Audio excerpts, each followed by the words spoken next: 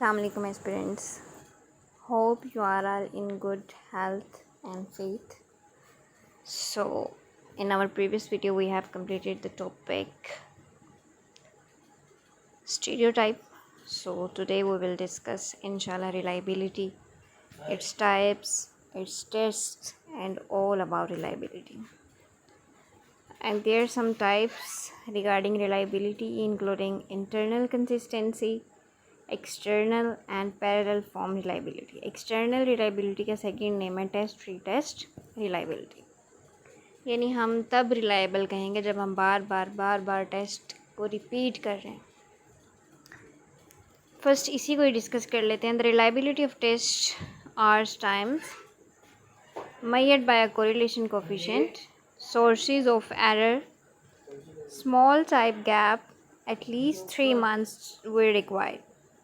Small sample size required, at least 100 people will include in this type of reliability. Changes in subjects, poor test instructions, subjective scoring, guessing too high on too low difficulty. So ये इतनी ज़्यादा reliable नहीं है क्योंकि हमें बार बार retest करने की ज़रूरत पेश आ रही है. Second is internal correlation reliability.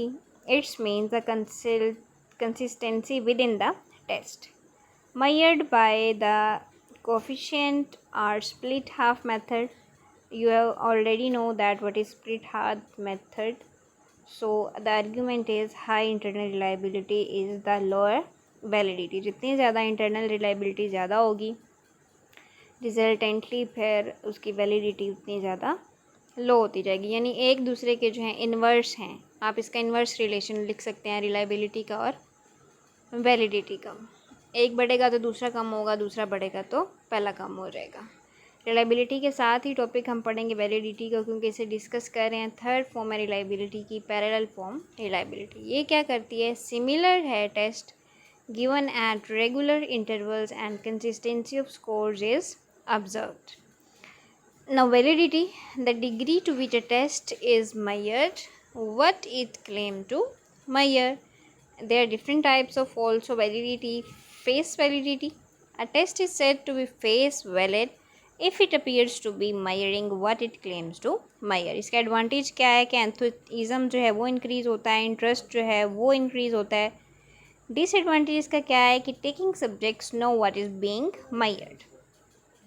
Second is content validity. Content validity requires a test to include cores and important aspects of the parameters being measured.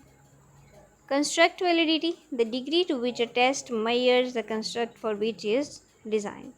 Construct validity जो है वो ज़्यादा रिलायबल है. क्यों? क्योंकि ये एम्ब्रेस करती है all three types of validity को. ठीक है.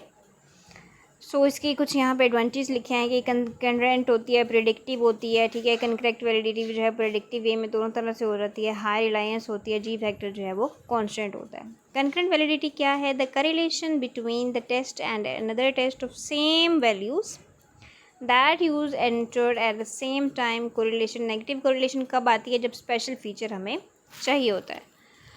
और प्रिडिक्टिव वैलिडिटी क्या है कि जो चीज़ हम प्रिडिक्ट कर रहे हैं वैसा ही हमें रिजल्ट मिले तो वो क्या है? Predictive validity. यानी एक चीज़ है, हम कहते हैं कि वो वैलिड है, हमने पहले से गेस लगाया हुआ है कि यूँ होगा, तो जब हम टेस्ट करते हैं कि तो नतीजे के तौर पे वही रिजल्ट आता है, तो ये प्रिडिक्टिव वैलिडिटी होती है.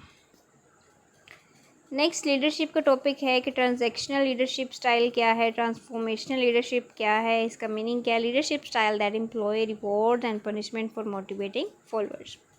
A leadership style in which leaders employ charisma and enthusiasm to inspire has followers. Concept इसका क्या है? Leaders lay emphasis on his relation with followers. Leaders lay emphasis values, ideas, morals and needs of followers. Reactive way में होती है ये. Proactive way में settle environment, turbulent environment, developing the intrinsic and organisational culture, changing the existing organisation culture.